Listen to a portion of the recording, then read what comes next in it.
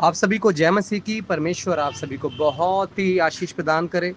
आज का रहमा वचन इस प्रकार से है, यह है हबक्कुक उसका 3 अध्याय और 17 वचन से मैं पढ़ूंगा।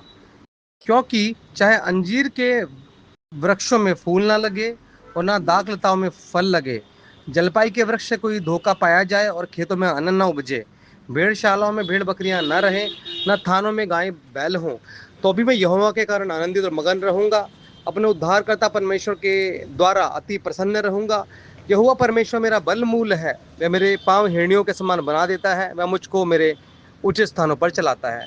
परमेश्वर के प्रियो, यहाँ पर हबक्कुक नबी ने, अगर इस हम अध्याय को पढ़ते हैं, यहाँ पर बहुत सारी शिकायत जो है इस नबी के द्वारा की गई, मगर जब इसने निष्कर्ष को ये निकाला और परमेश्वर ने इसकी प्रार्थनाओं का जब जवाब दिया, तो इसने आखिरी के जो शब्द हैं, 3 अध्याय का बिल्कुल आखिरी के वचन है, तो इन्होंने कहा कि हमें हर कंडीशन में, चाहे हम ब्लेस हो रहे हों नहीं हो रहे हों, हमारे जीवन में कुछ चल रहा हो या ना चल रहा हो, हमें परमेश्वर के कारण हमेशा आनंदित रहना और मगन रहना है और उसके कारण हमें प्रसन्न रहना है। तब वो हमारे जीवन में जो है उन बातों को पूरा करता है जिस बातों की हम चाह हमारे जीवन में करते रहते हैं।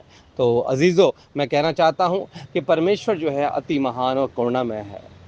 वो अपने हाथ को, वो अपनी सामर्थ्य को, वो अपनी बात को एक निहित समय पर जो है बताता और दर्शाता है।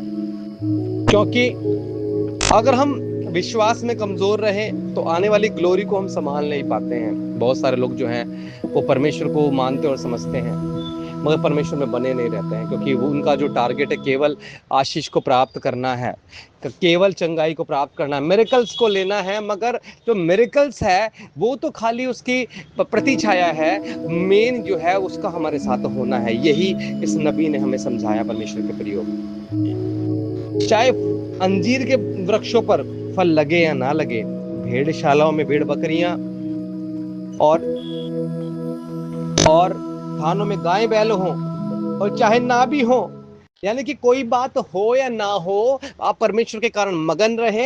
आपका वो सृजनहार है, उसको पता है कि आपके जीवन में किस प्रकार से जो आशीष को देना, आपको चलाना है। अभी आपके जीवन में आपको फाइनेंशियल घटी लग रही होगी, अभी आपके जीवन में अभी आपको ब्रेक थ्रू की कमी लग रही होगी, अभी आपके जीवन में आपको लग रहा हो कि मेरी प्रार्थना को कोई जवाब नहीं देता, सुनता नहीं है। कारण क्या है? वो सब आप ही हैं। आपके टारगेट, आपकी प्रार्थनाएं, आपकी चेकलिस्ट केवल आप पर ही आधारित और बेस्ड होती हैं, और यही कारण है कि आपकी प्रार्थना कहीं पहुंचती नहीं है। और परमेश्वर जो है आपको देखता तो रहता है, मगर वो जवाब क्यों नहीं देता है परमेश्वर के प्रियो? क्योंकि आपकी सेल्फ सेंटर्ड प्रार्थना, मतलबीपन की प्रार्थना जो है कहीं जाती नहीं है। अपने आप को जो है परमेश्वर के कारण मगन कर दे, धन्यवाद करें हर कंडीशन में उसका, और देखिएगा वो आपको शिरोमणि बनाएगा। मैं कहना चाहता हूँ हमारा बल मूल है, वो हर कंडीशन में हमें संभालने वाला, हमारा महाप्रतापी परमेश्वर, हमारे युद्धों को वो खुद रचने वाला और हमारे युद्धों खुद लड़ने वाला परमेश्वर है। आप समझते हैं मेरी बात को? तो ये सामर्थ्य तुम्हारे जीवन में ट्रांसफर हो जाए, विश्वास के योद्धा आप बने,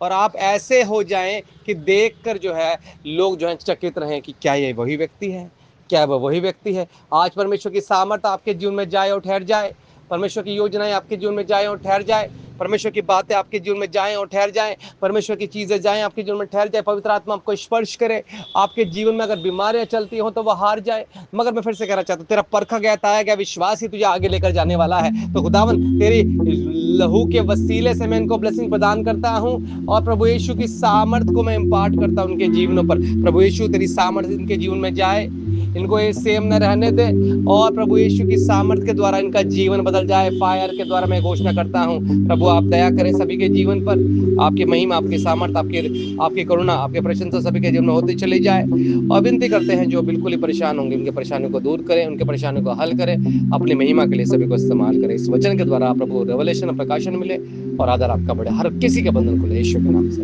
आमीन आमीन। जय मसीह की।